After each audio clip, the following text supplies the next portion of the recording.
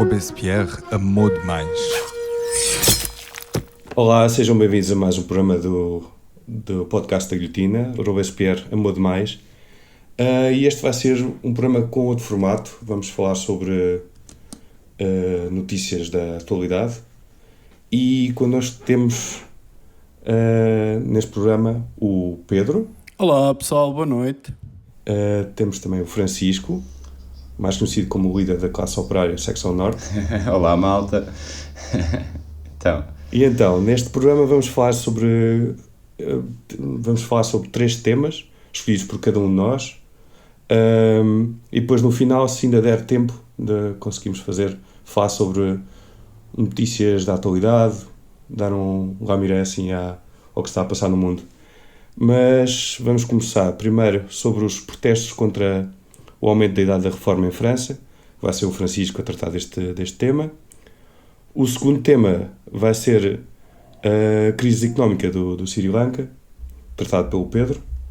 E depois vamos falar sobre a manifestação de 1 de Abril sobre a habitação. E vou ser eu, o Luís, a tratar disto. E pronto, vamos começar com o programa.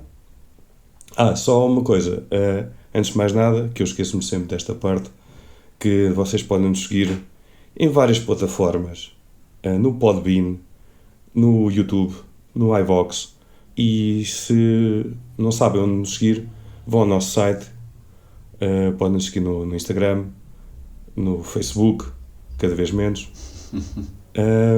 e mantêm-nos atualizados sobre o que nós estamos a fazer. E pronto, vamos dar então início ao nosso programa sobre notícias, com o Francisco a falar sobre os protestos contra o aumento da idade da reforma em França. Força aí, Francisco. Então vamos lá. Vamos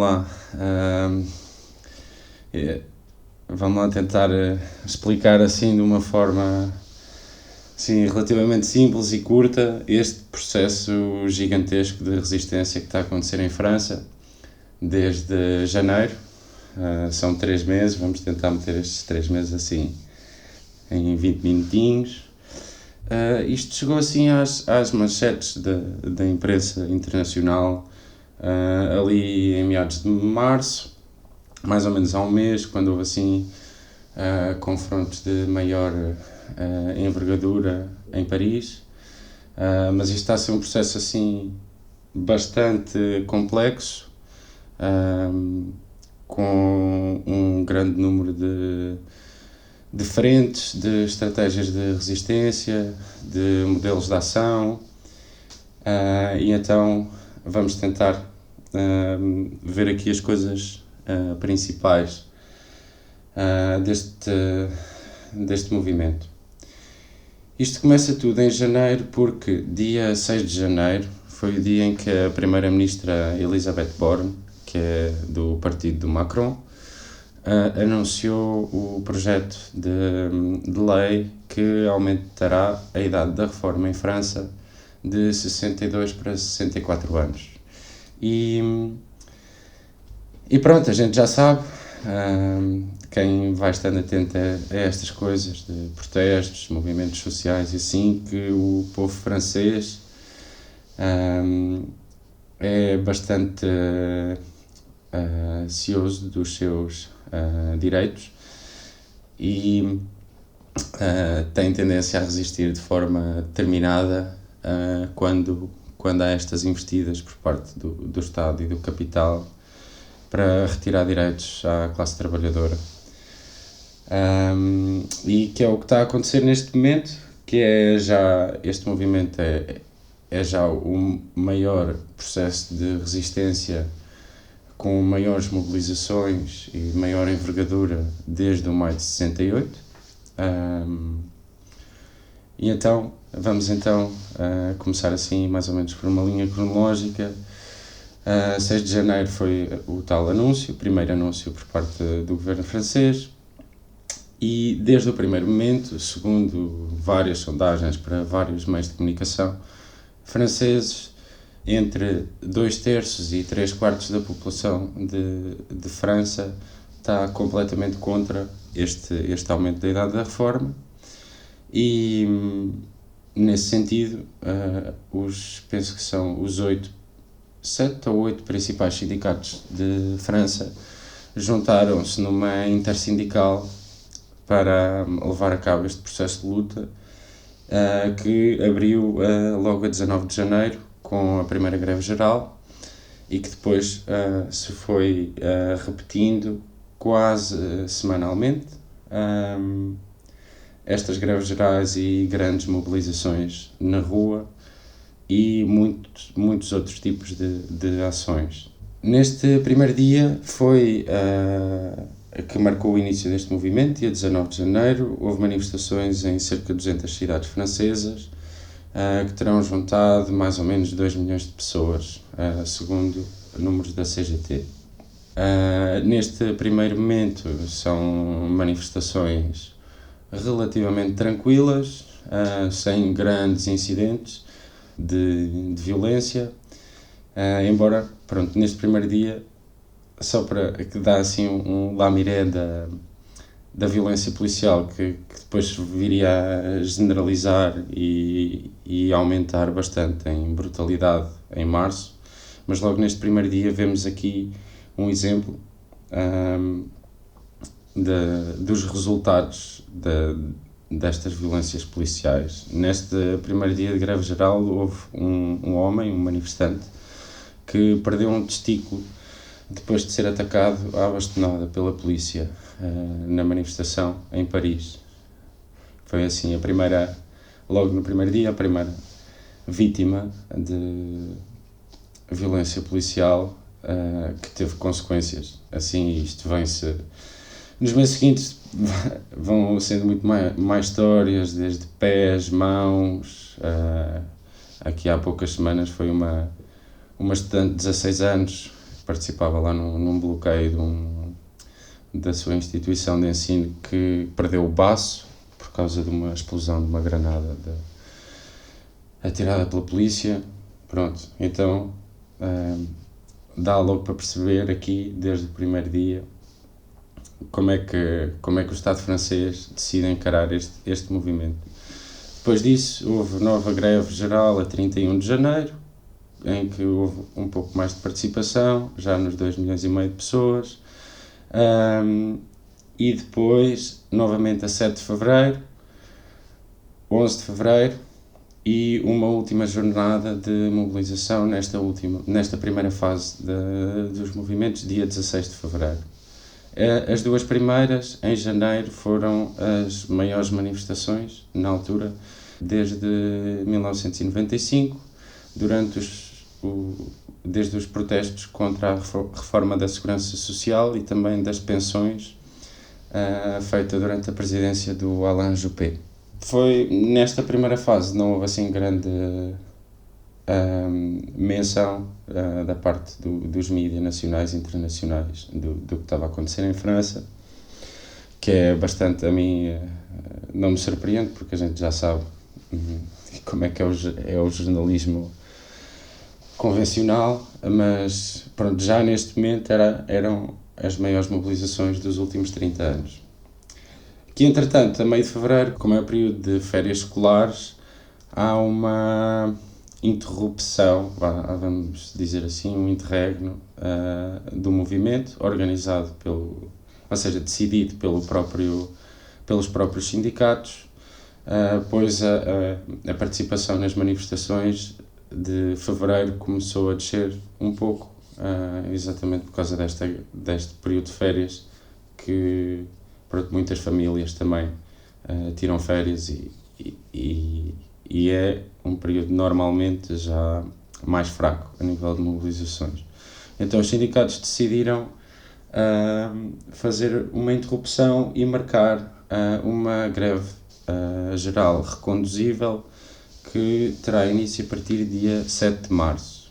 E o que é isto de uma greve geral reconduzível? Basicamente é equivalente àquilo que nós chamamos greve geral por tempo indeterminado e funciona com base nas decisões dos trabalhadores e das trabalhadoras, que se reúnem ao final de cada dia em assembleias para decidir a continuação ou não da greve no seu local de trabalho no dia seguinte. Então, antes de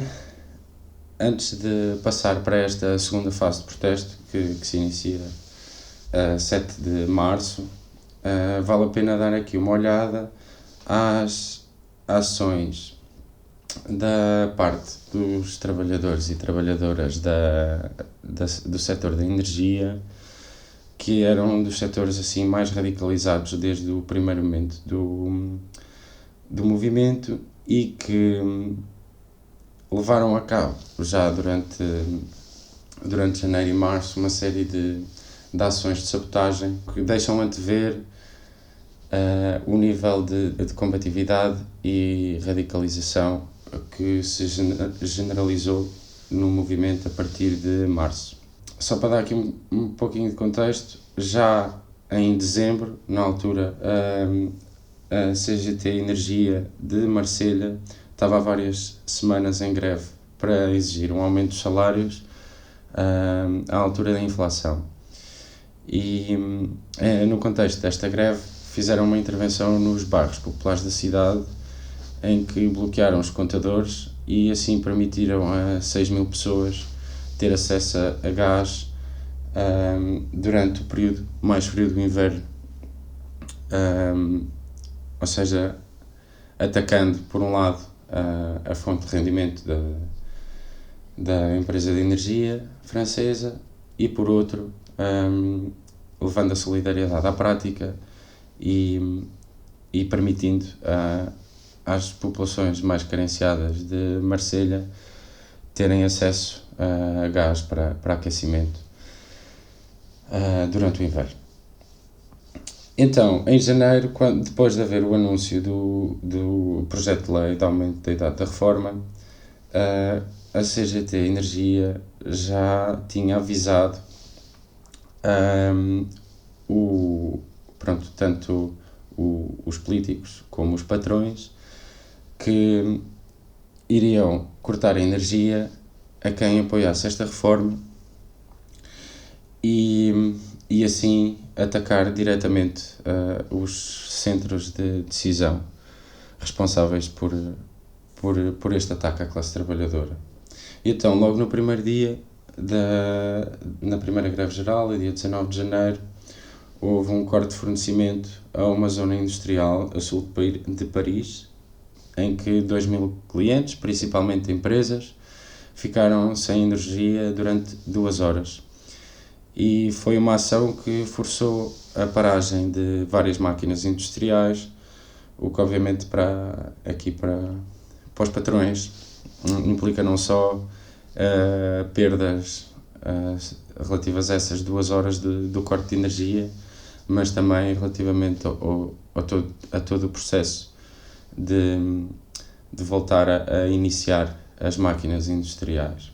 Portanto, esta foi a primeira e pronto, abre assim uma época bastante intensa a nível deste tipo de ações por parte destes trabalhadores e que depois passou também, por exemplo, por cortes de eletricidade a escritórios de deputados e deputadas do partido Macron, a prédios administrativos, a centros de poder local e etc.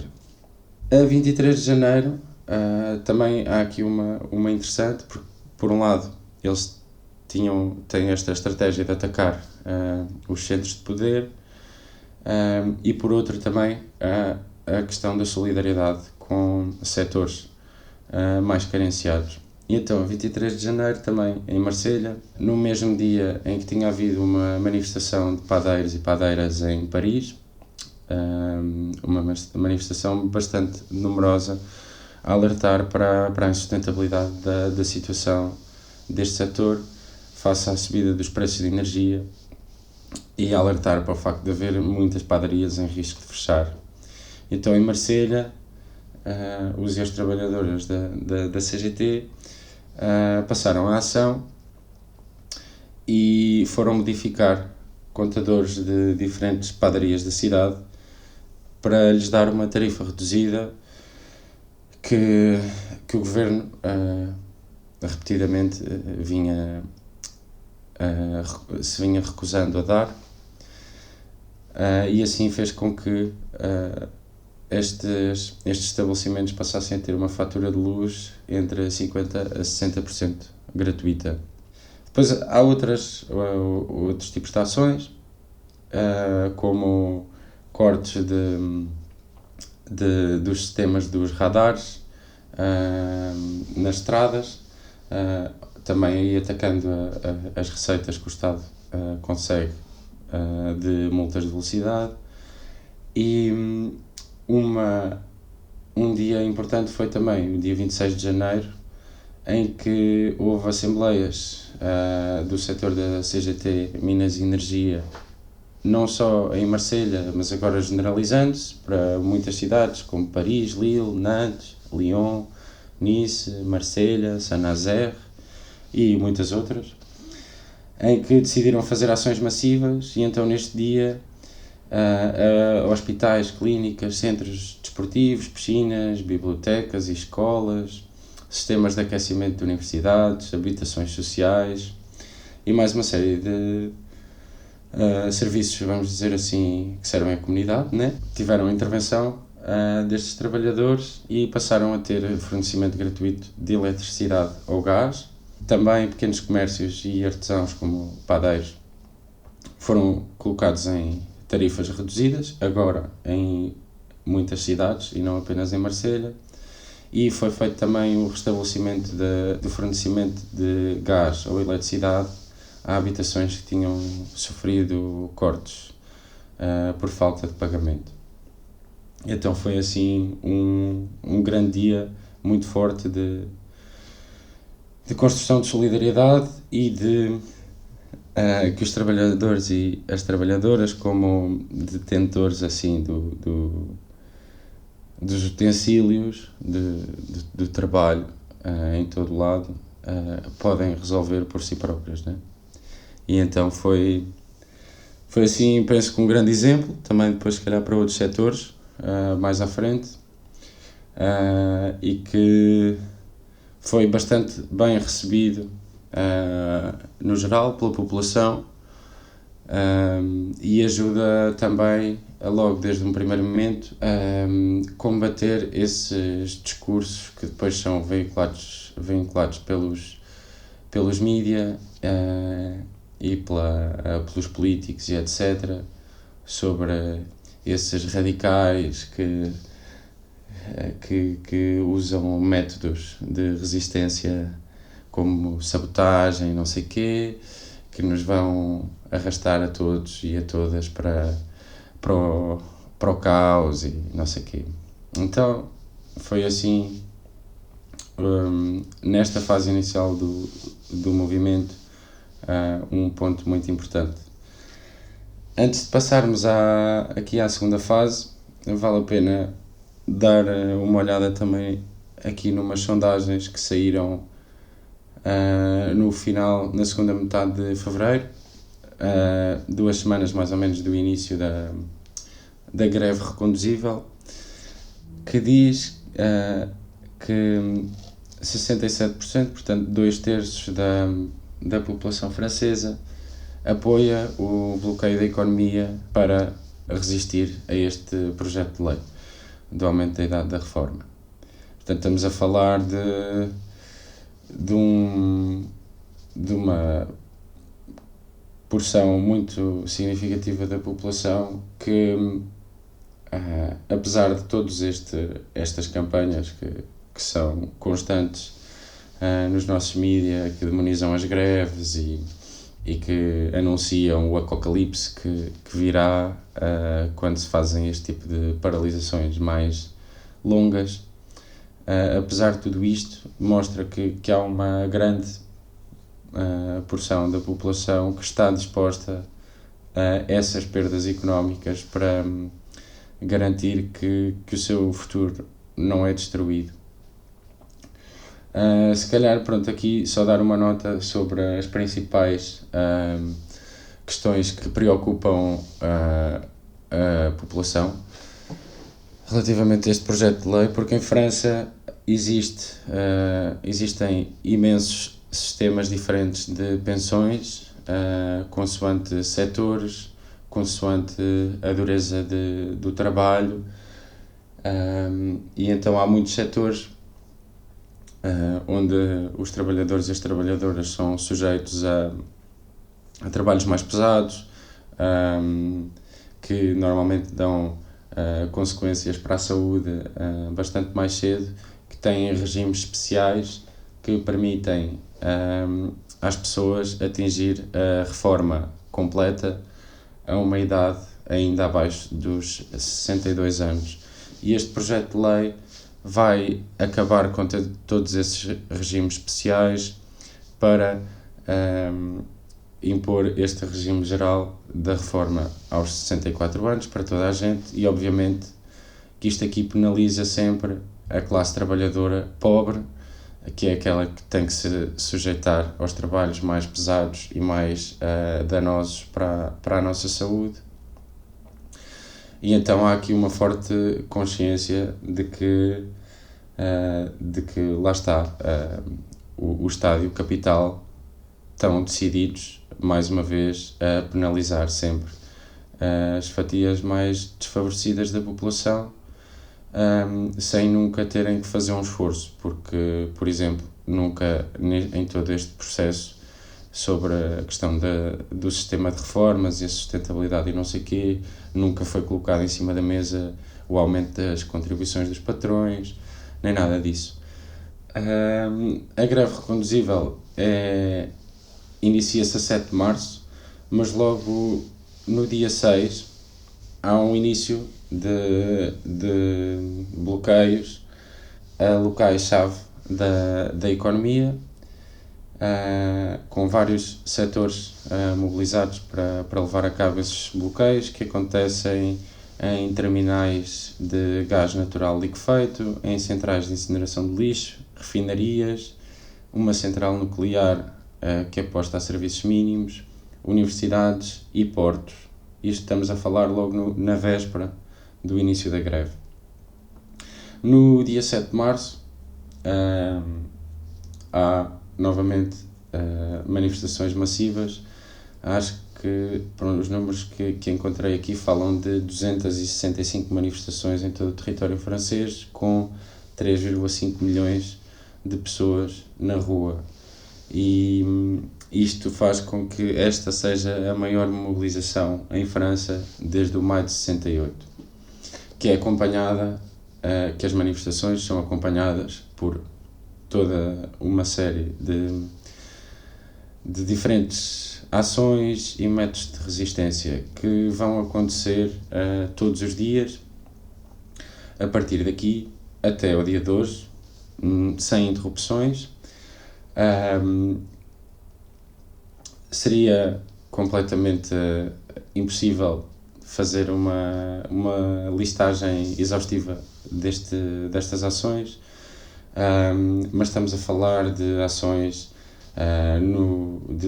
das próprias greves, provocam paralisações parciais nos aeroportos, nos comboios, com, por exemplo, 1/3 dos voos anulados neste primeiro dia em França, com muitos comboios que não circulam durante todo este período. Trabalhadores do lixo paralisados em Paris, foi a situação mais crítica, com a acumulação de lixo em dimensões absolutamente estúpidas no meio das ruas da cidade, com os trabalhadores e trabalhadoras bastante mobilizados e determinados, e acontecem bloqueios em zonas industriais, ações em que manifestantes vão abrir as cancelas das portagens para toda a gente poder passar gratuitamente. Houve ações no Louvre pelos próprios trabalhadores, e depois tudo, portos, refinarias, garagens de transportes públicos. Depois também, a par com isto, bloqueios de vias ferroviárias, bloqueios em autoestradas, nas chamadas periféricas, que são as circulares que circundam a maior parte das cidades francesas, às vezes provocando filas de dezenas de quilómetros, bloqueando efetivamente a rodoviária em muitas cidades. E a par com isto, obviamente, em diferentes datas estão a acontecer também outras mobilizações de outros movimentos, mas que acabam por se juntar tudo sempre, porque a questão da idade da reforma é transversal a toda a sociedade. E então, no 8 de março, que as mobilizações feministas também pegam no tema da idade da reforma. Depois há mobilizações estudantis, há dezenas de liceus e faculdades bloqueadas. À medida que os dias vão passando, assim, neste início, começa a haver problemas também nas bombas de gasolina, com bastantes bombas com ruptura parcial ou total. E pronto, e começamos a aproximar de uma data mais que marca aqui um ponto de viragem, que é 16 de março. Mas antes disto, pronto, só referir aqui que há um voto no Senado. O primeiro voto deste projeto de lei é feito no Senado no dia 11 de março, e este projeto de lei é aprovado pelo Senado, que é a Câmara Alta do Parlamento. E faltaria então a aprovação pela Assembleia Nacional, que é a Câmara Baixa do Parlamento, que supostamente iria acontecer mais tarde, durante o mês de março. E neste momento há vários pedidos da Intersindical para haver negociações, para haverem reuniões com o Governo para debater esta questão, e o Macron recusa sempre determinantemente estes diálogos. Então, no dia 16 de março, dá-se o ponto de viragem deste movimento, que dita a radicalização generalizada do movimento em todo o território francês. Porquê?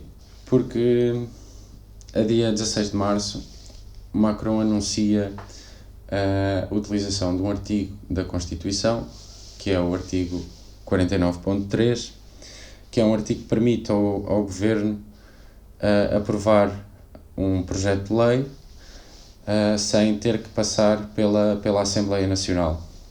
Andamos aí sempre com os nossos grandes dignatários da União Europeia a falar do quão maravilhoso é o nosso jardim europeu, quão democrático e livre isto tudo é. E depois temos destas coisas, né? Isto é um artigo que vem sendo utilizado várias vezes nestes últimos anos pelos diferentes governos de França, sempre em leis assim que são bastante impopulares. Ou seja, nós estamos a falar daqui de entre 2/3 e 3/4 da população que é completamente contra isto e vem-nos falar de democracia, mas depois é o que se vê: passagem à força, sem voto sequer no Parlamento, de uma lei que toda a sociedade francesa está mobilizada, está a enfrentar violência policial, está a perder salários dia após dia, num processo de greve geral contínuo, e mesmo assim, pronto, o governo decide fazer isto, e isto vai provocar uma revolta e uma raiva gigantesca, exatamente pela percepção da completa ausência de democracia, completo desprezo pela vontade popular. E então, nesse mesmo dia 16, há manifestações em todas as grandes cidades francesas, espontâneas, não planeadas, em revolta contra este anúncio. E a par com a radicalização, porque já começaram a ser manifestações agora um pouco mais combativas, um pouco mais agressivas relativamente às instituições e forças do Estado,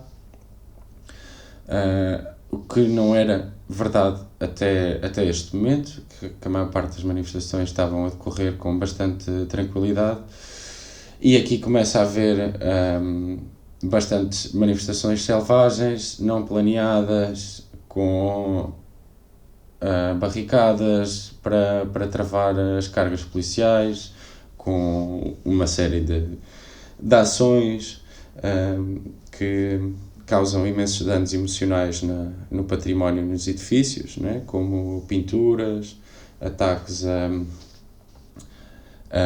esquadras da polícia ou empresas multinacionais. E então a resposta do governo francês é exatamente aumentar o nível da repressão. Se há um aumento do nível da resistência, o objetivo então foi tentar vergar o povo francês através da força.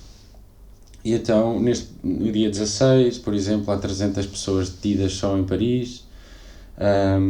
Ao longo destes 4 dias, que a partir do anúncio desta utilização do 49.3, há cerca de, segundo nomes do governo, cerca de 1.200 manifestações não declaradas, portanto espontâneas, em 4 dias, e também, segundo o governo, só em Paris, nestes 4 dias, houve 790 pessoas detidas ou identificadas. Isto, apesar de obviamente ter um impacto ou seja, criar medo em alguns setores da população,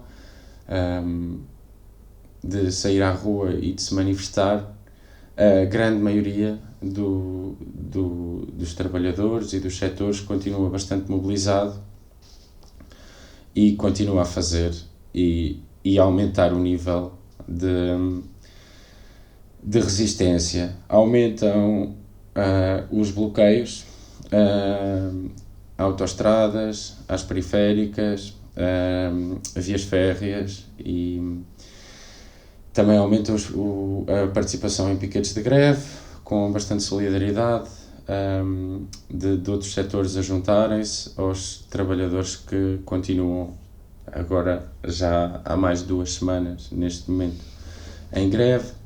Há invasões de centros comerciais. Portanto, há uma multiplicação enorme de ações, a par com cortes de energia também, continuam a acontecer. E alguns episódios assim mais engraçados. Tinha guardado aqui uma nota para a cidade de Carhaix, na Bretanha, em que no dia 20 de março levam uma catapulta para a manifestação. Há guilhotinas que são avistadas de vez em quando. Começam-se a generalizar cânticos. Eu agora não sei como traduzir isto literalmente, mas cânticos nas manifestações a dizer coisas como: se decapitámos o Rei Sol, lá o Luís XIV, também podemos decapitar o Macron, e e coisas assim. A nível de violência policial, durante estes dias começaram a ser mais frequentes os episódios de brutalidade absolutamente impensável, com pessoas a perder consciência e a ficar tombadas no chão durante cargas policiais, pessoas com ferimentos graves devido ao disparo de diferentes tipos de granadas utilizadas pela polícia francesa. Uma série assim de imagens muito violentas que, por um lado, apesar de provocarem obviamente medo, que ninguém quer estar nesta situação, também provocam uma grande revolta. Começam a haver também bastantes manifestações contra as violências policiais e houve alguns episódios até esta altura de mortes associadas a este movimento, embora até agora não precisamos de falar de nenhuma assim diretamente causada pela polícia, mas houve um sindicalista de 50 e poucos anos que morreu numa manifestação depois de cair de uma estátua onde estava a meter um cartaz. Não consegui perceber exatamente qual é que foi o contexto, não parece haver envolvência da polícia, mas depois houve um episódio também nesta altura com um sindicalista ou um manifestante, não sei se era sindicalista, também de 50 e picos anos, que faleceu enquanto ia embora da manifestação, penso que no metro, e faleceu, portanto já fora da manifestação, a ir-se embora, portanto sem intervenção direta da polícia, mas foi uma manifestação que sofreu um bombardeamento gigantesco de granadas de gás lacrimogéneo. Portanto, são pelo menos estas 2 mortes que acontecem até esta altura, que vão marcando assim este movimento. E a 25 de março tenho de referir aqui um episódio que foi que não está diretamente ligado à luta contra a Idade da Reforma, mas que chocou completamente a sociedade francesa pela dimensão da violência. Neste dia, em Sainte-Soline, aconteceu uma mobilização bastante grande contra a construção de um reservatório de água privado. Foi uma manifestação organizada por uma organização que se chama Soulèvement de la Terre e que agrupa assim vários movimentos locais, resistências, grupos ecologistas que resistem a diferentes megaprojetos e organizam mobilizações conjuntas. E a deste dia acontece em Sainte-Soline. Foi uma manifestação de 20, 30 mil pessoas e numa zona rural, portanto no meio dos campos, à volta desse tal reservatório, que já previamente à manifestação a polícia tinha feito uma vala enorme, penso que de 8 metros, e uma proteção extra à volta deste reservatório, com medo destes radicais ecologistas que viriam aí, e para além disso mobilizaram mais de 3 mil polícias para esta manifestação. Um dispositivo completamente absurdo no local, e então as manifestações, 3 manifestações que se dirigiam para esse ponto, pacíficas, começaram a ser atacadas com gás lacrimogéneo e começou a haver confrontos entre manifestantes e a polícia, e começa-se a gerar um caos completo. Segundo o Le Monde, neste dia houve cerca de 200 feridos, houve dezenas de pessoas que tiveram que ser atendidas pelos serviços médicos, houve pelo menos 10 feridos graves, e há uma situação que é a mais tensa de toda esta história, que acontece durante estas cargas policiais e estes ataques com, mais uma vez, todo tipo de granadas e gás lacrimogéneo. E então há um companheiro que recebe um impacto de uma granada por trás da orelha e entra em coma no próprio local, começa a perder o sangue e então este e todos os outros feridos no momento, durante a manifestação, não conseguiram ser atendidos imediatamente ou socorridos imediatamente pelos serviços médicos, porque a polícia estava a bloquear todos os acessos e a impedir a passagem de ambulâncias. E então este companheiro teve, penso que, mais de 3 horas à espera de ser atendido por médicos com equipamento e entrou então em coma profundo. Está em coma até hoje, desde 25 de março. Entretanto, houve mais 1 ou 2 pessoas que tiveram em coma também,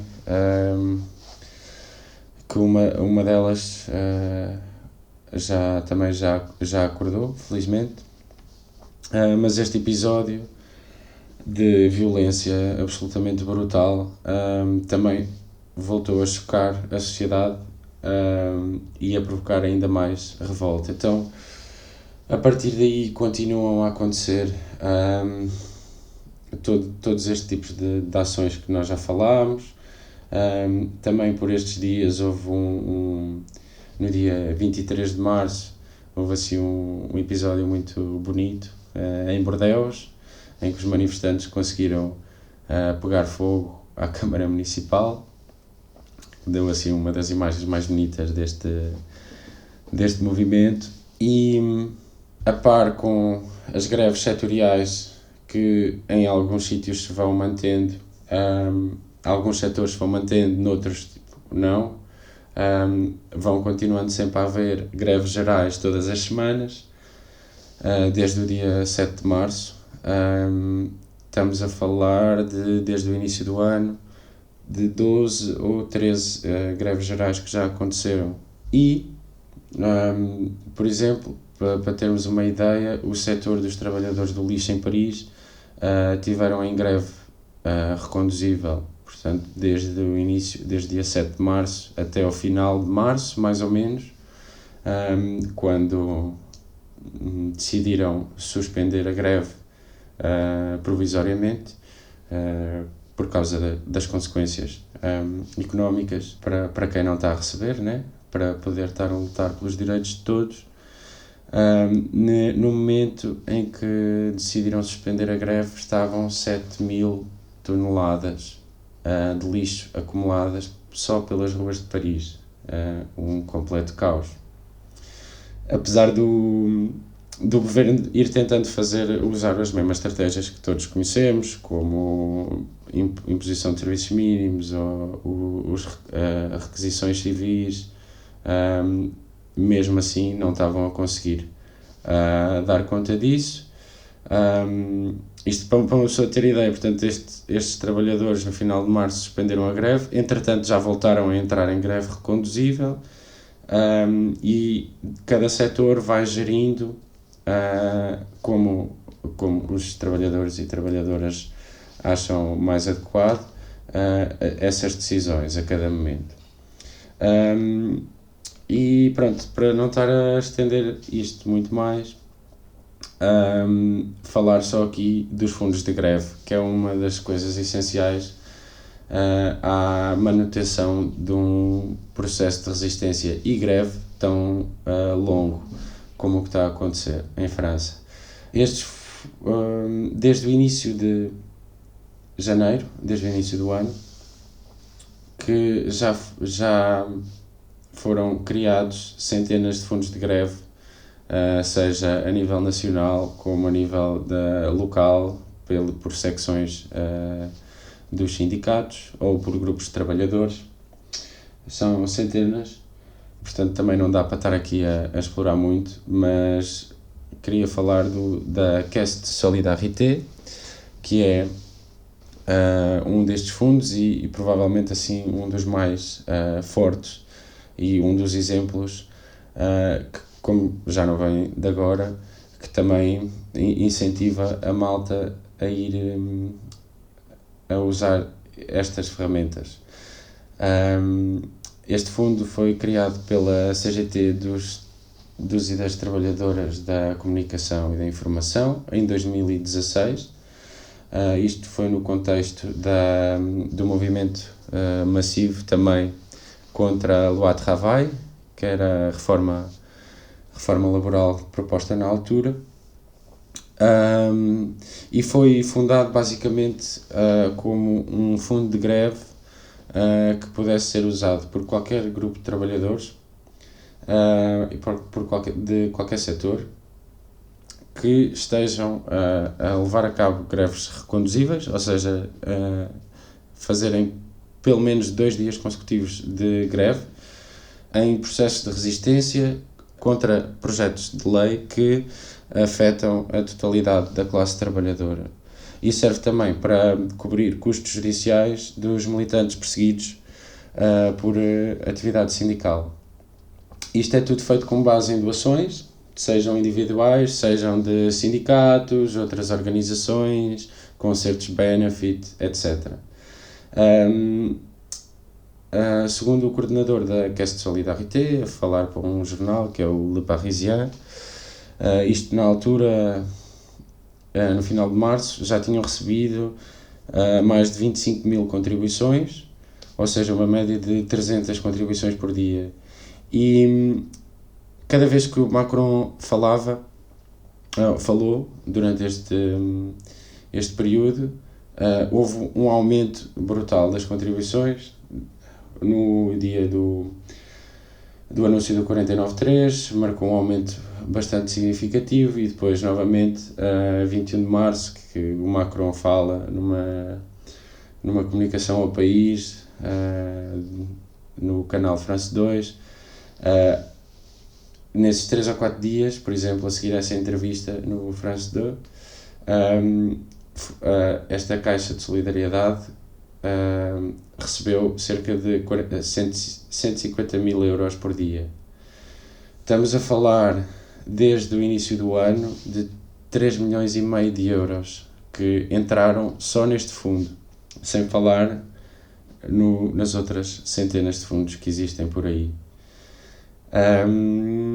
E se calhar fechava aqui esta apresentação assim sobre a situação em França, com este exemplo de como a solidariedade permite que se levem a cabo processos de resistência determinados, combativos, longos, e que fazem frente até a um dos governos mais autoritários que temos na União Europeia, do Sr. Macron, e que mostra como,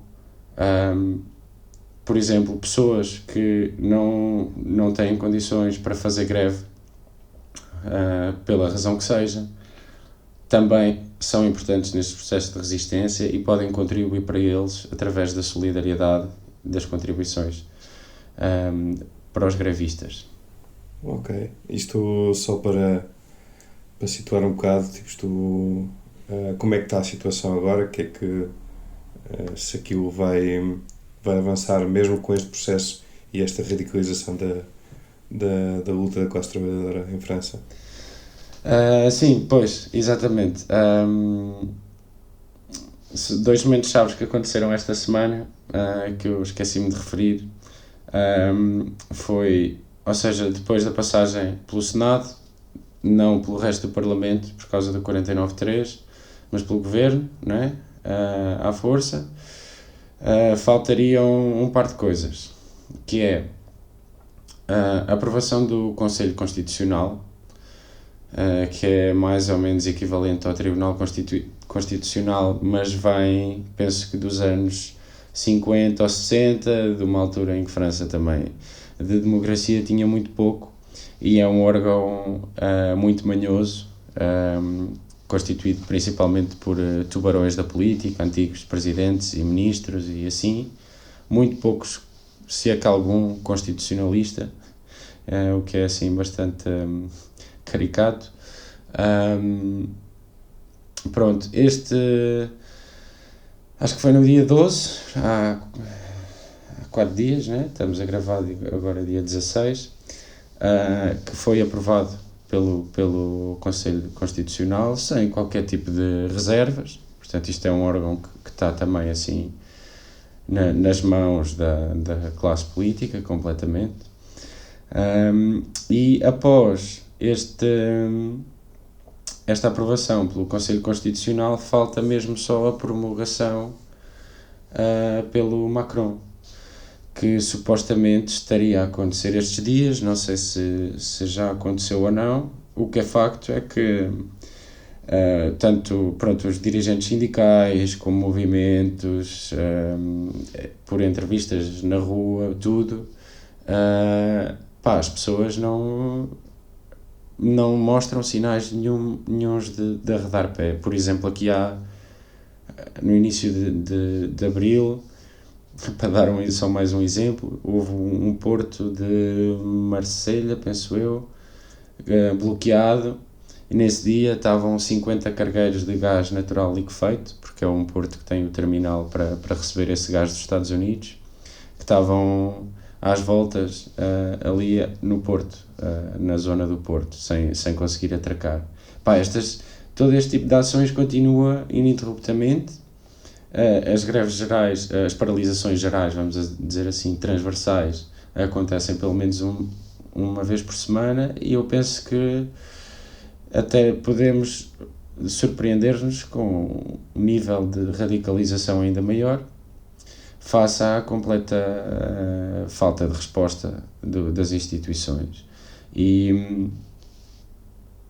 o povo de França também sabe que, por exemplos práticos das últimas décadas, que mesmo que isto passe tudo até ao final e que seja promulgado e tudo, e ser publicado no Diário da República, etc., é possível, ainda assim, conseguir fazer a lei cair e revertê-la. Então eu acho que a malta, apesar da brutalidade das greves, dos dispositivos policiais que reprimem as greves, apesar de tudo isso, não parece haver sinais de abrandamento do movimento.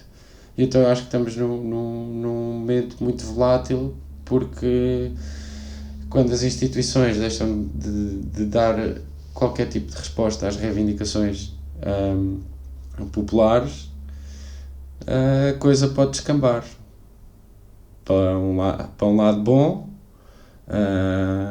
como para um lado menos bom. Agora temos que ver como é que isto se processa durante os próximos meses.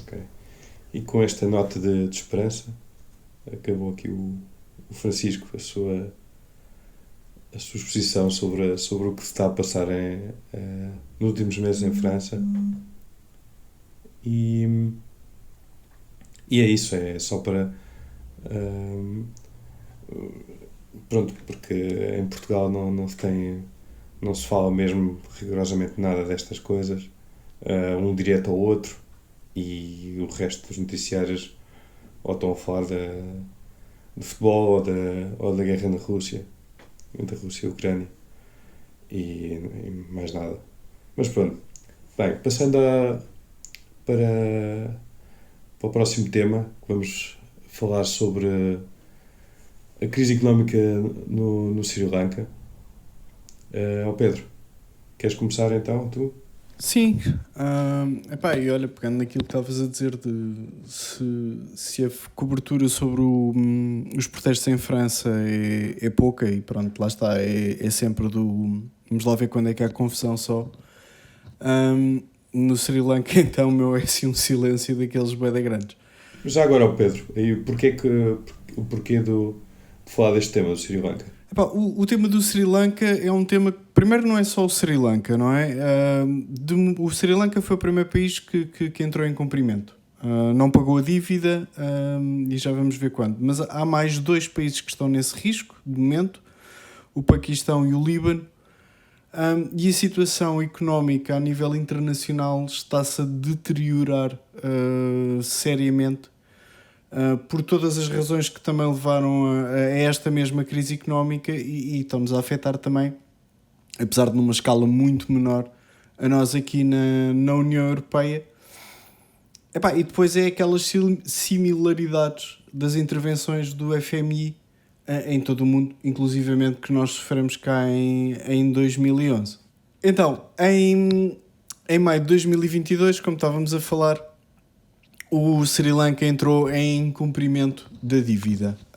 Não conseguiu pagar aquilo que devia aos credores que tem. Mais ou menos por esta altura esteve na televisão, até porque houve muitas manifestações, falou-se muito desta situação de entrarem em falência, um Estado falir. E até porque algumas das manifestações tiveram alguma espetacularidade, portanto, para além de todas aquelas cenas que abrem noticiários de confrontos e não sei o quê, que o pessoal invadiu.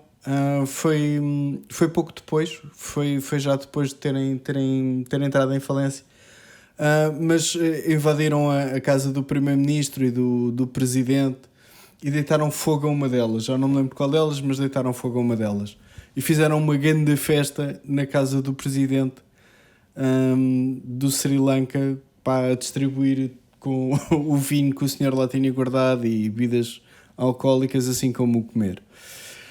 Bem, em termos de média internacional, aquilo que está, ou aquilo que passou em relação ao Sri Lanka foi, a China é má e eles estão numa armadilha de dívida da China e a culpa da crise foi do o SLPP, o Sri Lanka People's Front, ou People's Party, que era muito corrupto, é um partido, vamos chamar-lhe de centro-esquerda, mais ou menos é parecido com a centro-esquerda europeia, e que a família Rajapaksa mais ou menos mandava naquilo, e de facto é uma família extremamente corrupta, mas seriam os únicos culpados. E isto não é assim tão simples, não é? A maioria da dívida é ao Ocidente, não é nada à China. A China é o quarto credor, mas bastante distante. Este é o 17º, portanto foi agora há pouco tempo aprovado o 17º intervenção do FMI. Portanto vão-lhes vender dinheiro, que tem que ser pago com juros, portanto daí ser vendido e não emprestado. Ao fim de 16 intervenções do FMI, eu não sei, eu acho que era de esperar, já que os senhores são tão especialistas, acho que era de esperar que tivessem resolvido os problemas económicos do país, mas não, só os agravaram. O país está muito dependente do exterior, importa muito mais do que o que exporta. Com cada intervenção, esta situação mais ou menos foi-se agravando a cada uma delas, não é exatamente a cada uma delas, mas no geral tem-se agravado. E está muito dependente de mais empréstimos e do turismo, que também é sempre aquela coisa que eles dizem sempre que é muito bom apostar, mas depois o problema é quando não há turismo ou quando sais de moda.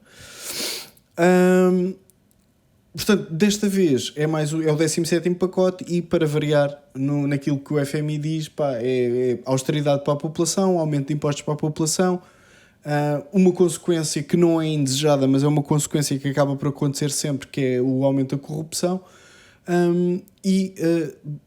ainda pior este déficit de exportações e importações, de uma forma geral.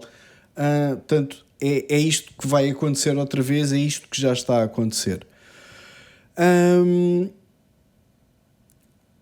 O que é que aqui desmistificar aqui um dos outros temas? O que é que a China tem emprestado? A China de facto emprestou bastante dinheiro e pediu como garantia, em vez de políticas de austeridade, um porto, a operação de um porto durante 99 anos. E é isto. Portanto, eles enquanto tiverem-lhes a dever dinheiro, eles durante 99 anos têm aquela garantia que, se caso correr mal e o Sri Lanka não conseguir pagar, o porto poderá ser explorado pela China durante mais tempo. Totalmente diferente de todas as outras políticas impingidas pelo FMI. Quais é que são as causas da crise?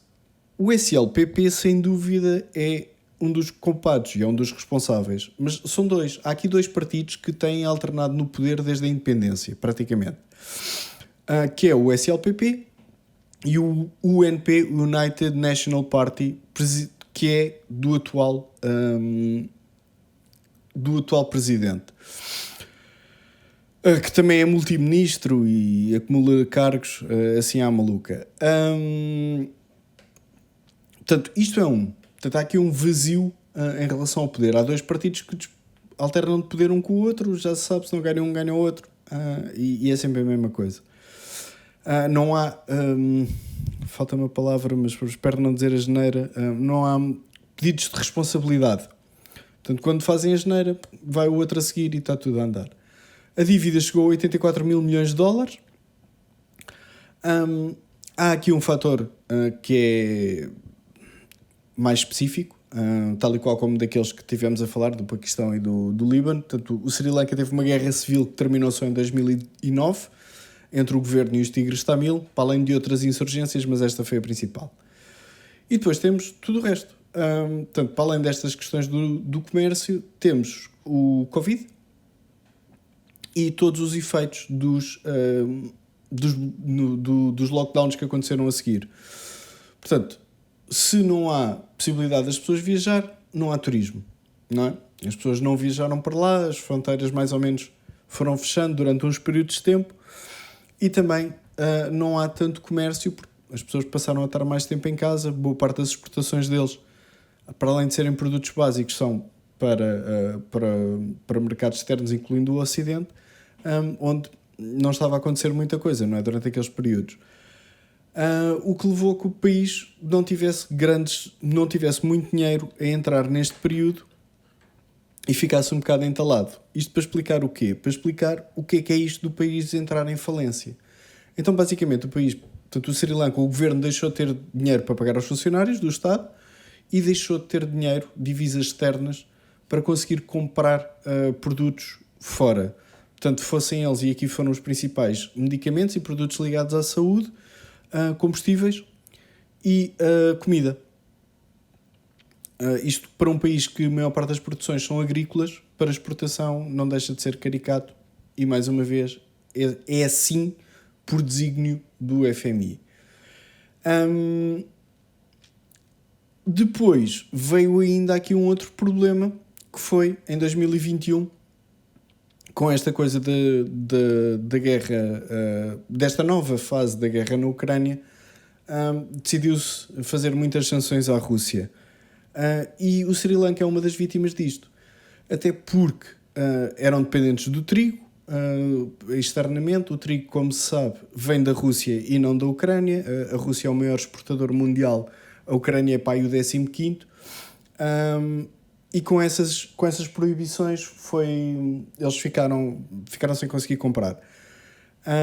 Para além disso, houve uma altura, isto foi uma das sanções que já foi levantada, porque senão teria sido uma hecatombe global a nível de produção agrícola, que foi a proibição da Rússia de vender os componentes necessários para fazer fertilizantes e pesticidas. E o Sri Lanka, muito entusiasticamente, decidiu fazer isto tudo de uma vez, para tentar mostrar que também estava do lado do Ocidente, numa altura em que já havia aqui alguns problemas e algumas pressões externas, e então disse que eles iam passar a ter tudo orgânico na agricultura, sem fertilizantes químicos e sem pesticidas.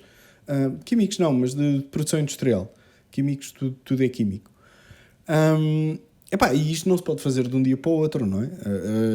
Se tens as produções agrícolas dependentes destas coisas, tu dizes, olha, a partir de hoje não há, e as plantas não reagem assim, não é? Então tudo o que é aquilo, principalmente as duas grandes exportações deles, que é o chá e a borracha, foram-se. E sofreram bastante. Uma outra produção que eles fazem bastante para produção externa, que é os pneus de borracha para máquinas industriais, maquinaria, portanto, aquelas empilhadoras e coisas assim do género, também foi afetado, porque não há borracha, não há matéria-prima, não se pode fabricar, e para além disso, aquela história das sanções dos chips à China também tem vindo a fazer diminuir a produção deste tipo de equipamentos.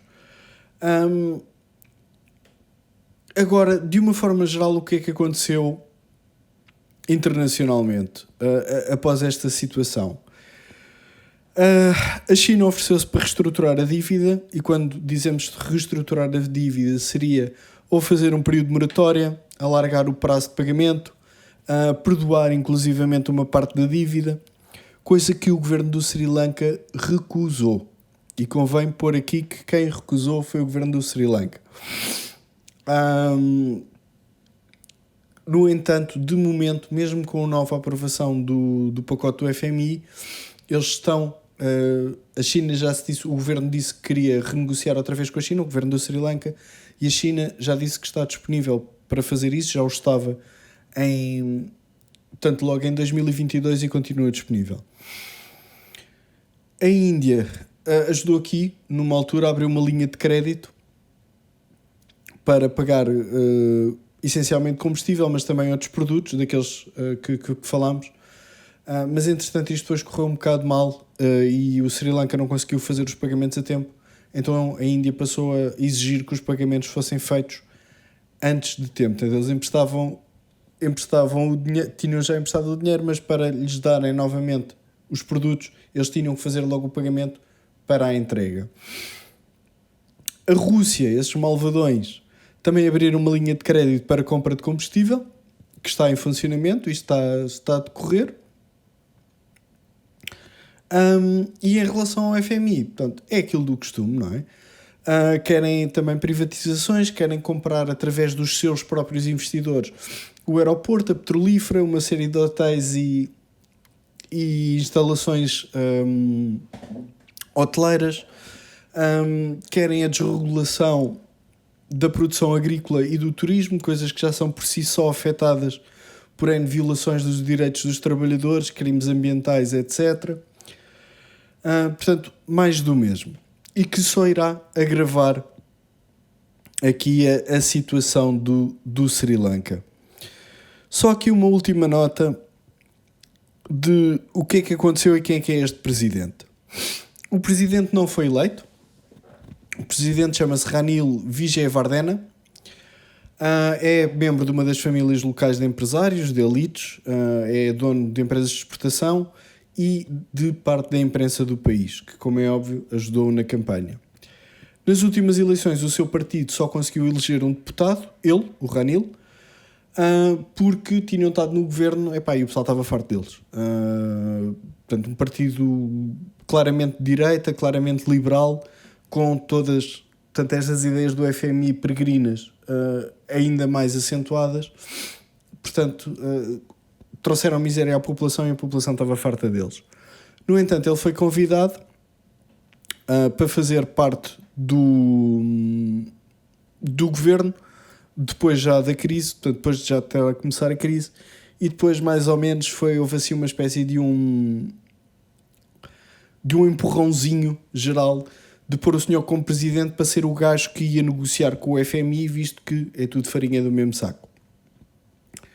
Este senhor tem assim um passado curioso em que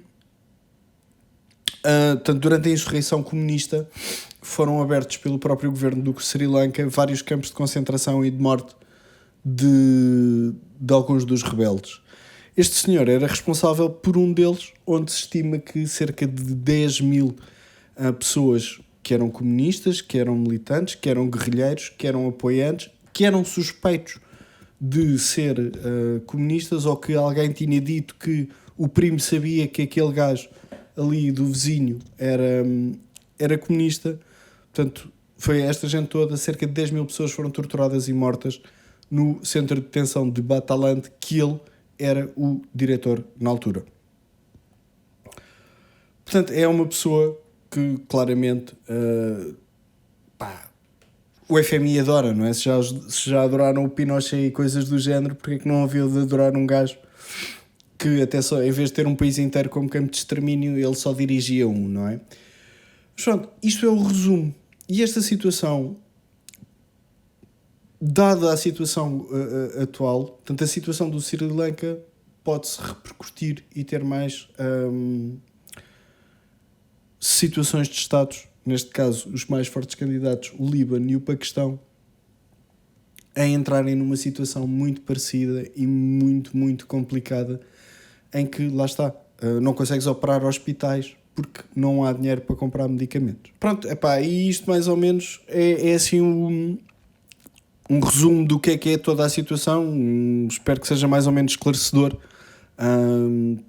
Também, lá está, há aqui uma barreira linguística, nenhum de nós fala celanês, conseguimos apanhar pela imprensa internacional e por alguma do próprio Sri Lanka que escreve em inglês, mas pelo menos acho que conseguimos explicar claramente que a situação é muito mais complexa do que havia um partido mau e uma família má muito corrupta que lixou o país e pá, os empréstimos dos chineses são bué da maus. Portanto, acho pelo menos essa parte conseguimos.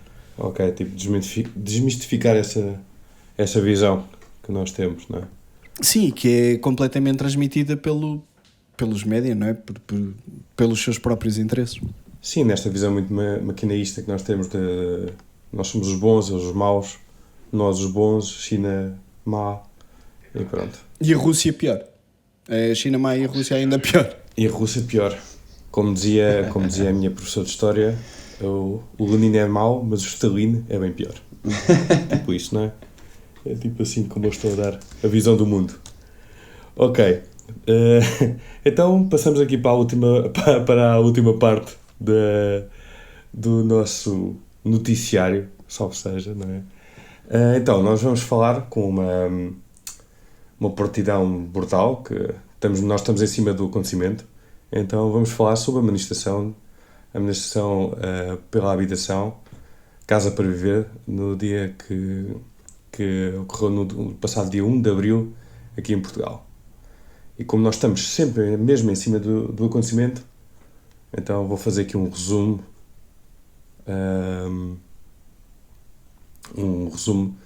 do que é que foi essa manifestação e o que é que aconteceu, os dados, a própria violência dos manifestantes, que foi tão badalada nos meios de comunicação. Então vamos falar sobre o que é que aconteceu, porque basicamente eu estive lá. Não estive lá até ao final, é verdade, mas estive lá a presenciar o que é que a ver como é que corriam as coisas, como é que correm estas manifestações de uma nova vaga de manifestações que começam a acontecer aqui em Portugal. Tem assim mais ligeiras diferenças entre outros períodos de convulsão social, mas pronto, mas isso falaremos mais tarde. Então, isto no passado dia 1 de Abril houve manifestações um pouco por toda a Europa, integrados numa semana de ações pela habitação, chamada Housing Action Days 2023. Basicamente é uma coisa que nós aderimos, pelo que eu vi no manifesto, foi tipo, talvez instituições como a Habita, e então nós marcou-se manifestações, primeiro programadas para Lisboa e Porto, mas depois foram manifestações que ocorreram em 7 cidades portuguesas, em Aveiro, em Braga, Coimbra, Lisboa, Porto, Setúbal e Viseu. Eu estive presente na manifestação de Lisboa, e houve um conjunto de ações, não sei que dimensão, porque não houve assim grandes manifestações por esta Europa fora. Houve concentrações, há uma ou outra manifestações, mas, por exemplo, curiosamente, no Estado espanhol, um dos países onde a luta pelo direito à habitação tem sido mais aguerrida na última década, isto é uma opinião pessoal, só houve uma pequena concentração marcada, quer dizer que a coisa não teve grande dimensão, pelo menos no nosso vizinho, no Estado espanhol. Então, vamos falar mais agora tipo de o que era, o que estava presente no manifesto. Basicamente aquilo falava em linhas gerais sobre o direito à habitação, o direito à cidade, o fim da exploração e do aumento do custo de vida.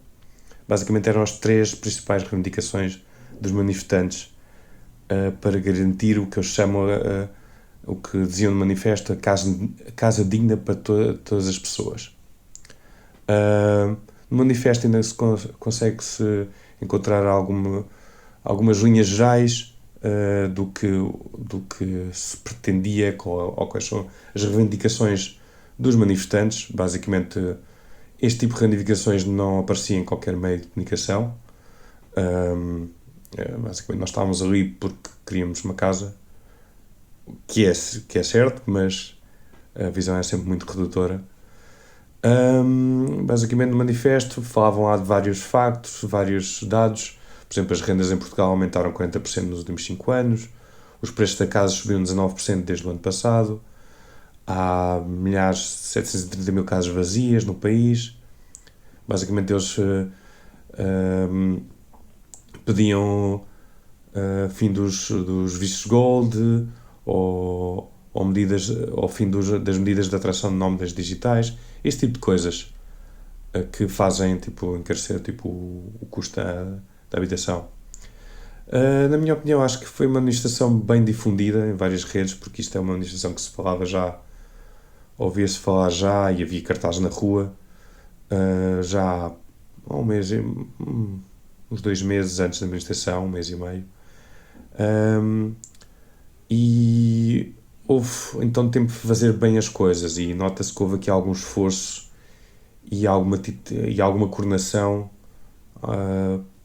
e algum trabalho de militância na difusão deste protesto.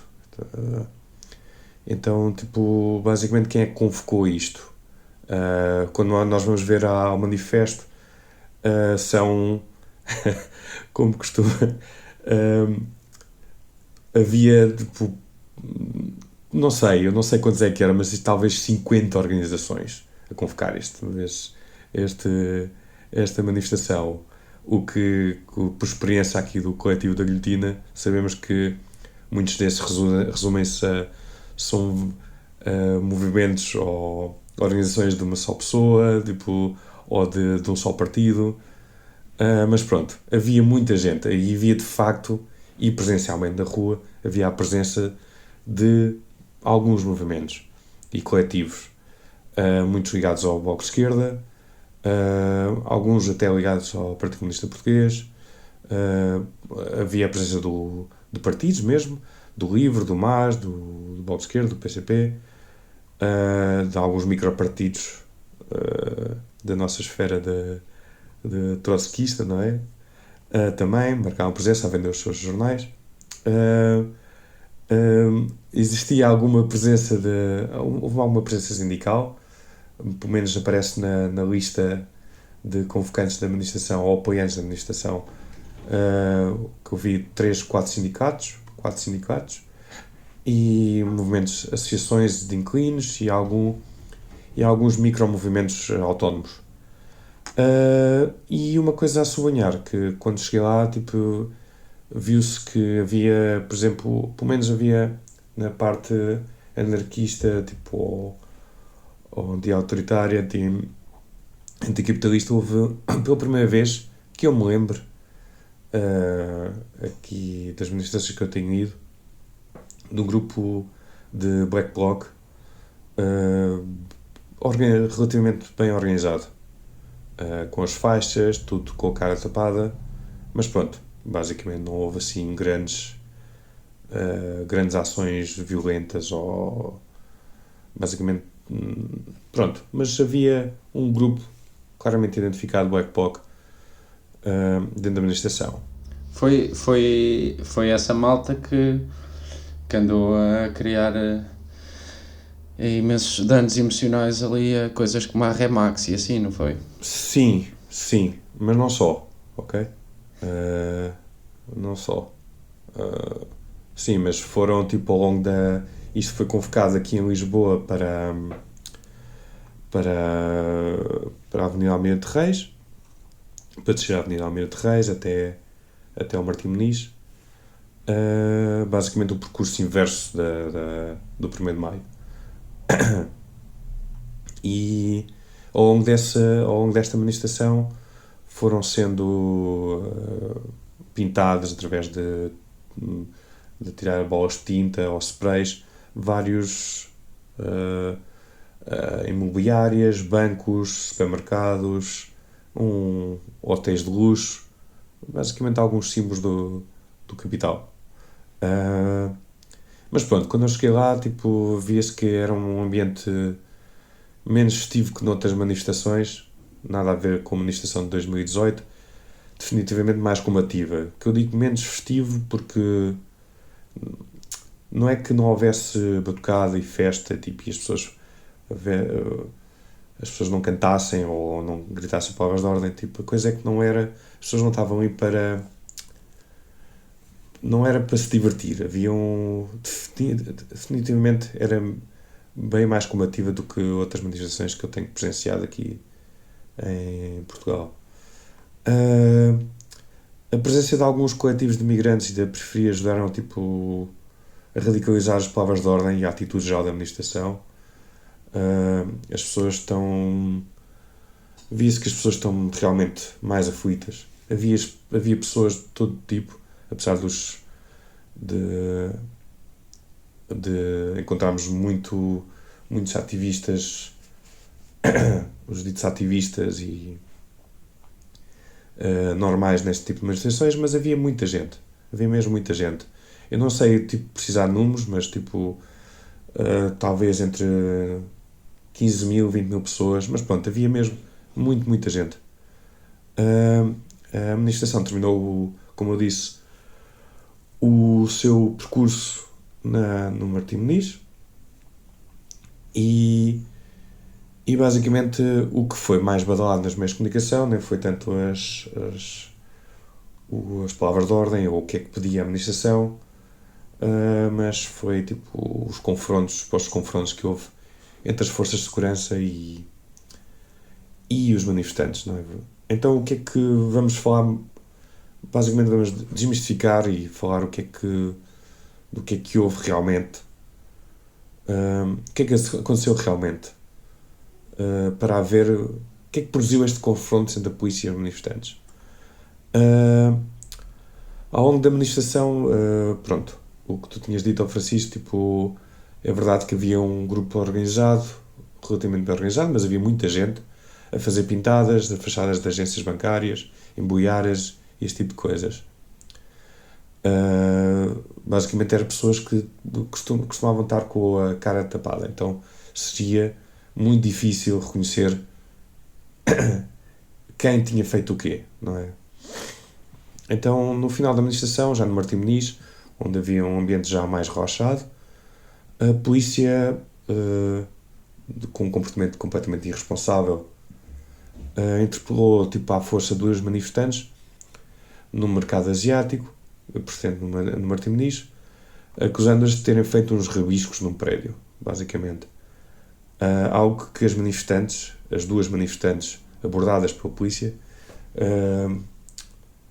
negaram, e sempre negaram, basicamente. Ao contrário do que disseram os meios de comunicação tradicionais, não houve qualquer ato de vandalismo ou de pintada no exterior ou interior desse supermercado asiático, no Martim Moniz. Basicamente, não sei onde é que saiu essa notícia, tipo, com os jornalistas quando não têm notícia inventam, só vejo esta razão. E a detenção destas 2 camaradas foi vista por dezenas de pessoas, num momento em que a manifestação está num momento relativamente tranquilo e ninguém sabe ao certo o que é que se tinha passado. Então, a reação normal das pessoas é virarem-se contra a polícia. Então, eles não sabem o que é que aconteceu e então interpelam a polícia ou querem interpelar a polícia e começam a juntar à porta desse tal mercado várias dezenas e centenas de manifestantes. Basicamente a polícia tipo, gerou uma situação de tensão completamente desnecessária, ou não. Isto já vamos lá. Basicamente, para sermos legalistas aqui, o que é que diz a lei, mais ou menos? Tentando não julgar, tipo, isso de escrever ou não escrever são táticas e não é aqui, isso não tem nada a ver se é mais ou menos censurável neste caso. Basicamente, caso fosse verdade que eles tivessem, essas duas manifestantes abordadas pela polícia tivessem pintado um edifício, isto basicamente seria um crime semi-público que dependia de queixa do proprietário do imóvel. Então basicamente a polícia, se tinha identificado essa pessoa, não teria necessidade nenhuma de proceder à sua detenção naquele momento. E isto para sermos o máximo legalistas possível. Basicamente de ter duas pessoas por uma questão banal e menor, basicamente, num supermercado, criou uma situação de tensão que só podia escalar. Obviamente a palavra espalhou-se e cada vez mais pessoas juntaram-se à frente a este estabelecimento. A polícia decidiu fechar a porta do estabelecimento, que ao contrário, outra vez, os meios de comunicação mentiram, que os manifestantes tinham tentado invadir esse estabelecimento, esse mercado asiático, o que é falso. Nunca houve qualquer tentativa de invasão. E então, um dos agentes, não sei porquê, não se sabe porquê, um erro ou uma tentativa de criar uma situação de tensão, um dos agentes que não tinha proteção, um agente não era um agente, não era polícia de choque, mas sim que estava armado, foi enviado sozinho para o meio da multidão. O agente foi cercado e empurrado e basicamente o que poderia ter sucedido alguma coisa pior. Isto foi um ato completamente irresponsável por parte da polícia e quando esse polícia foi enviado para o meio da multidão, era um polícia que estava dentro do mercado asiático, foi enviado para o meio da multidão, 2 polícias de intervenção começaram tipo uma carga violenta sobre as pessoas e os manifestantes responderam, claro, até que à altura estavam pacificamente à espera dos polícias e começaram a responder arremessando pedras, garrafas, e foi nessa altura que também vandalizaram, não é? Tipo que isto as tais 2 motas dos polícias de intervenção. Várias pessoas ficaram feridas. Isto fala sempre dos feridos por parte da polícia. Houve 2 polícias feridos, não sei como, mas pronto, eles falam em 2 polícias feridos. Mas pronto, houve várias pessoas, vários manifestantes feridos. Um jornalista do Jornal 74, do meio de comunicação 74, que acompanhava a situação, foi agredido e com várias bastonadas por polícia anti-moti, mas depois de mostrar o cartão do jornalista.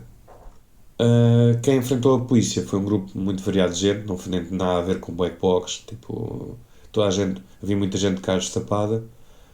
Basicamente o que me movia foi a indignação e a raiva de ter visto 2 companheiras serem abordadas daquela maneira à bruta pela polícia. A organização da manifestação começou a pedir para as pessoas se afastarem do supermercado, a pedido dos advogados presentes das próprias detidas, e as próprias detidas conseguiam falar à multidão através de um telemóvel ligado a um microfone de um palco que tinha sido montado ali no Martim Moniz. Isto segundo a reportagem do 74. Depois de mais de uma hora de espera, as 2 manifestantes foram libertadas, sem qualquer tipo de acusação. basicamente foi tanta coisa para nada. Tipo, criou-se um tipo de tensão, foi responsabilidade da polícia, ou não. Tipo, isto também pode ser... Isto faz-me lembrar muito, tipo...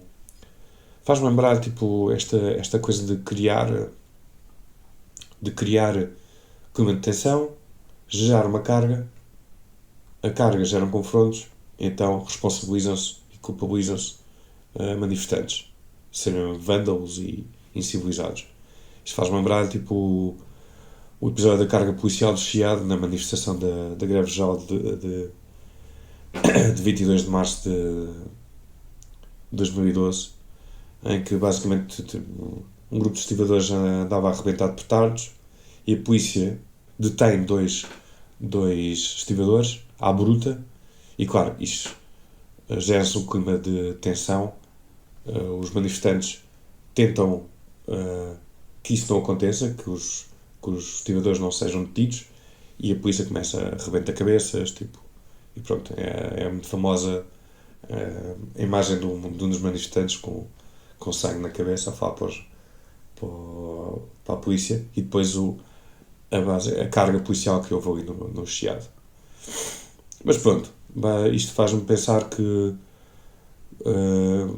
cria-se este tipo de tensões para justificar uma intervenção por parte da polícia, para que a notícia seja dada aos meios de comunicação, seja que os manifestantes são violentos, o que quase nunca acontece em Portugal. Mas pronto.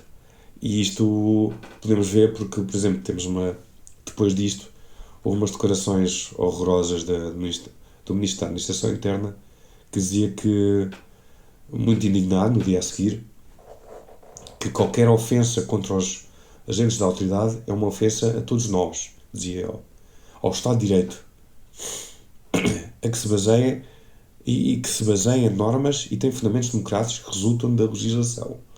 Qualquer ofensa àqueles que velam pelo cumprimento da legalidade é uma ofensa ao Estado de Direito e ao povo português.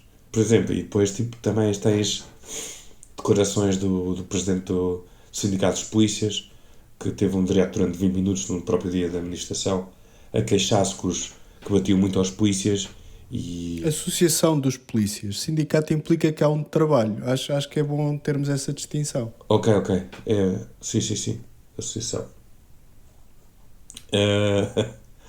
Mas sim, tipo, diz que se vive, diziam, este presidente da Associação de Polícias dizia que pedia para que se acabassem com este clima de impunidade que vive. As pessoas podem maltratar a polícia. Tipo, basicamente foi, durante 20 minutos, uma coisa horrorosa que tive a oportunidade de presenciar em direto. Uma coisa horrorosa, tipo, acho que foi um direto na SIC, acho eu. E pronto.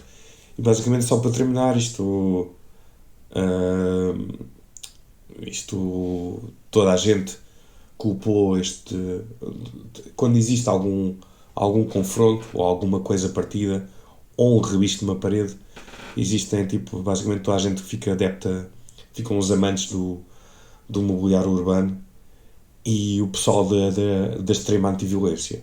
E basicamente o pessoal devia estar por contente do pacifismo destas manifestações, por agora, tendo em conta a situação grave e que nós estamos a viver, com o aumento dos preços e com a própria situação da habitação em Portugal. E pronto, basicamente foi isto que presenciei naquela manifestação, juntamente com algumas pesquisas que fiz sobre o que se passou de facto na manifestação da habitação do passado dia 1 de abril. Uma ajuda fundamental foi, que aconselho todo o pessoal a ler, é o artigo da 74 sobre a manifestação. Quer dizer que ainda se faz poucos, mas ainda se faz bom jornalismo aqui em Portugal. E pronto, e com isto dou por terminada aqui a minha secção de notícias. Não sei se vocês têm alguma coisa a acrescentar, camaradas. Pá, eu Eu acho que é super interessante esta questão eu não sei, não tenho acompanhado muito os mídia portugueses, mas todas estas histórias de demonizar a extrema violência dos manifestantes, quando se atacam assim umas fachadas de uma imobiliária ou de um banco, mas nunca há condenação nenhuma da violência exercida sobre a população por estas mesmas instituições, né? Pelos bancos, pelas imobiliárias, pelas políticas públicas. E é aquela frase, né, que chamam violento ao rio que tudo arrasta, né? Mas ninguém chama violento às margens que o oprimem. Para finalizar, vamos deixar aqui mais algumas notas muito breves sobre alguns temas que vamos acompanhando na guilhotina. Podemos começar pelas alterações climáticas e por fenómenos extremos que se estão a tornar cada vez mais comuns. Este mês tivemos o ciclone mais longo alguma vez registado na história da humanidade, desde que há registros, que foi o ciclone Freddy, que andou ali para trás e para a frente entre Moçambique e Madagascar. Portanto, ia para um lado, depois acalmava, voltava para trás e vice-versa. Tivemos também no Vanuatu 2 ciclones que atingiram esse estado da Micronésia em menos de 24 horas. Tivemos uma onda de calor anormal, bastante normal na Argentina e no Uruguai. Nos primeiros 10 dias do mês, a temperatura média na Argentina foi entre 8 a 10 graus acima do normal, da média de 1991 a 2020. Tivemos também o 12º rio atmosférico na Califórnia, que é um fenómeno que traz chuvas intensas e ventos ciclónicos. Foi o 12º destes fenómenos. Deixa-me só fazer-te uma correção, Francisco, desculpa. Não é ventos ciclónicos, tem ventos fortes, mas acho que não passam dos 50 ou 70 km/h, portanto não chegam a ciclónico. Não chegam a ser como de um ciclone ou de um furacão, que aí geralmente são acima dos 90 km/h pelo menos. Só aqui a correção, é mesmo só muita chuva torrencial seguida durante períodos alargados de tempo, algum vento, mas aqui o fenómeno não é mesmo a chuva, que é aquilo que provoca mais chuva. Num estado que tem sofrido nos últimos anos seca extrema, e que nesta última estação levou com esta sequência de fenómenos que provocaram inundações gigantescas. Tivemos também no Mississippi um tornado que matou 26 pessoas e quase que apagou do mapa, quase completamente, uma povoação, Rolling Fork. E para fechar o mês, no último dia de março, nas Astúrias, que é uma das regiões mais úmidas do Estado espanhol, registaram-se 121 incêndios. Estamos aqui com uma época de incêndios a começar bastante cedo e de forma bastante violenta. Sinais dos tempos em que vivemos, né? Saltando de tema, aqui no dia 16 de março cumpriram-se 55 anos do massacre de My Lai, no Vietnã, em que as tropas norte-americanas mataram sem piedade cerca de 500 pessoas, incluindo mulheres, crianças e idosos, em algumas aldeias daquela zona do Vietnã, que foi um massacre, nem a propósito, que foi mostrado ao mundo pelo jornalista Seymour Hersh em 68 ainda, ou talvez em 69.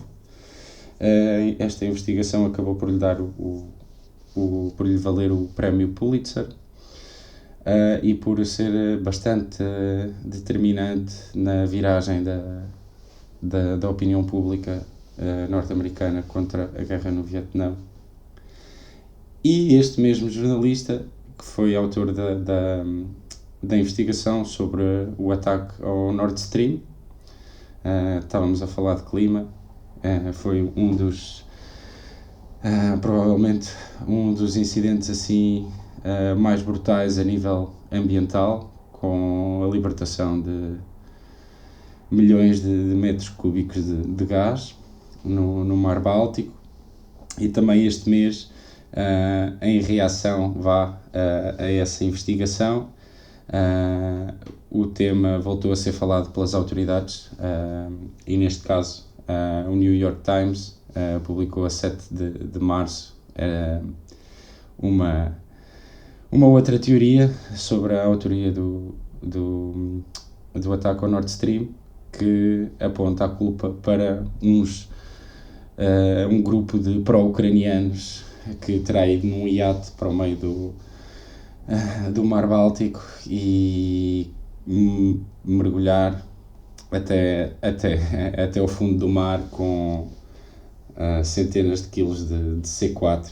Pronto, uma história bastante mirabolante que sai no New York Times. Pá, quem nunca foi com um grupo de inimigos de barco no fim de semana meter explosivos em gasoduto que atira o primeiro calhau, pá, isso é uma coisa que toda a gente faz todos os dias. E pronto, publicámos um artigo assim curto sobre estas novas teorias que estão a sair. Também saiu agora há uns dias da parte de investigadores alemães que apontam a responsabilidade a polacos,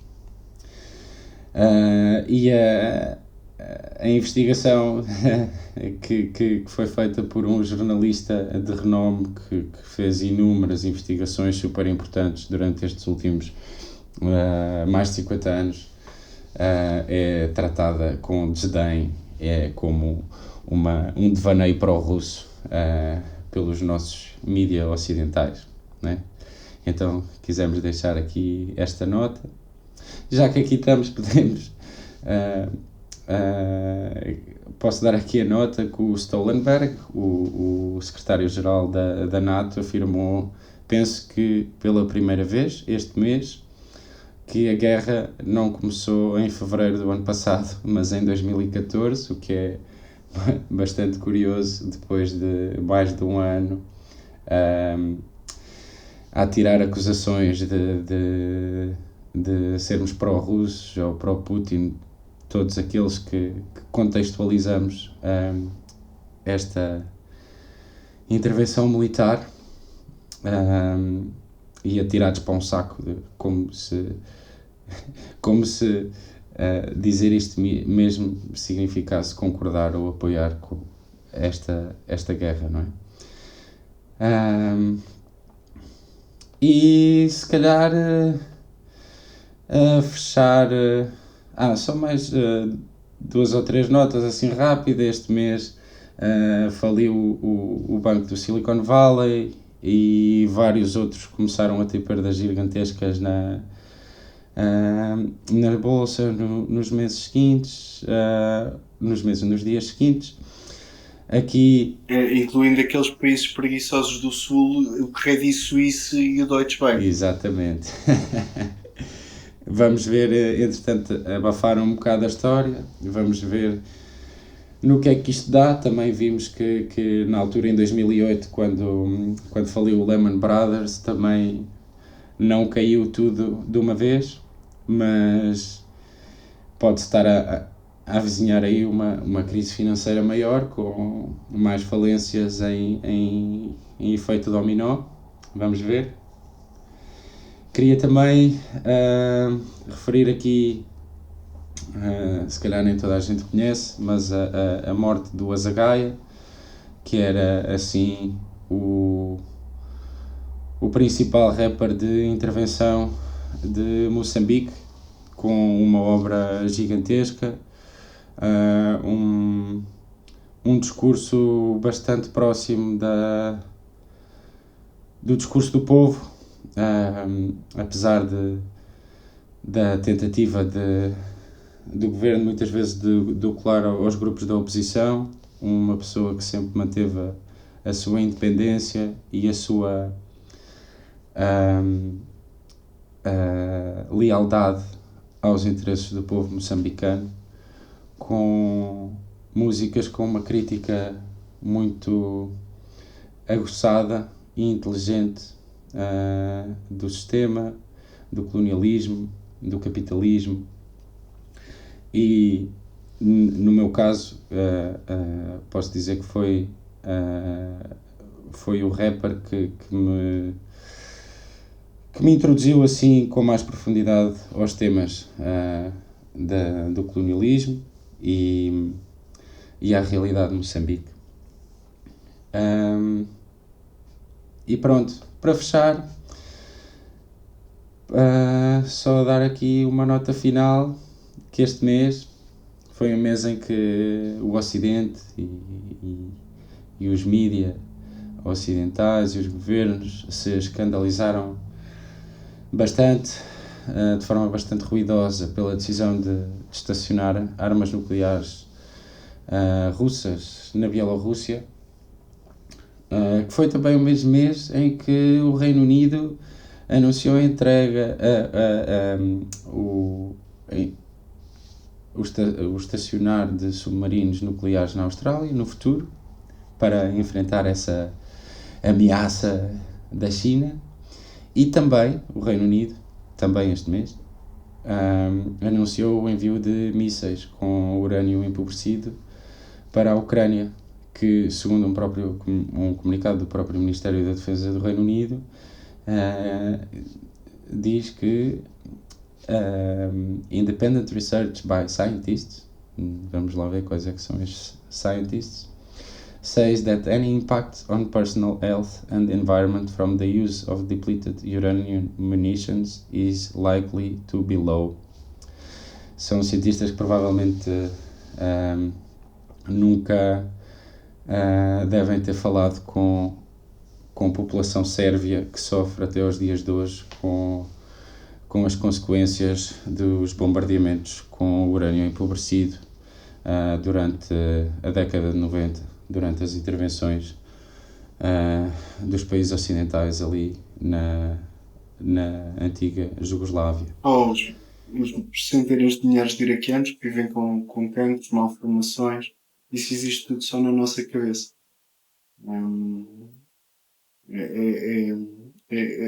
Lá está, mais uma vez, é fugir às responsabilidades. Ninguém é responsabilizado por isto, ninguém é responsabilizado por milhares de crianças que ficaram e nascem ainda deformadas por toda a vida por causa destas aventuras do Ocidente e destas munições. Não são mísseis, desculpa, só que o preciosismo são munições, porque são as munições dos tanques. Afinal não fazem mal nenhum a ninguém, porque pronto, ninguém interessa ou que realmente importa a esta gente, que são as grandes pessoas que são donas dos grandes empreendedores. Esses não são atingidos, portanto, se esses não são atingidos, mas ninguém é atingido, isso não existe. E é surreal, e acho que é surreal ainda mais a não reação do governo ucraniano, quer dizer, a este anúncio e a não recusa deste tipo de munições, quer dizer, que um governo que diz defender a Ucrânia, estar a defender a Ucrânia e o povo ucraniano e não sei quê, vai usar munições com urânio empobrecido no território que diz querer libertar. É surreal, é surreal. Acho que podemos dar por terminado mais um episódio aqui do Robespierre amou demais, na nossa versão de noticiário.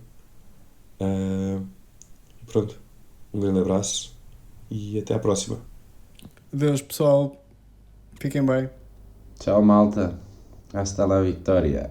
Beijinhos e um grande beijo para si e para os seus.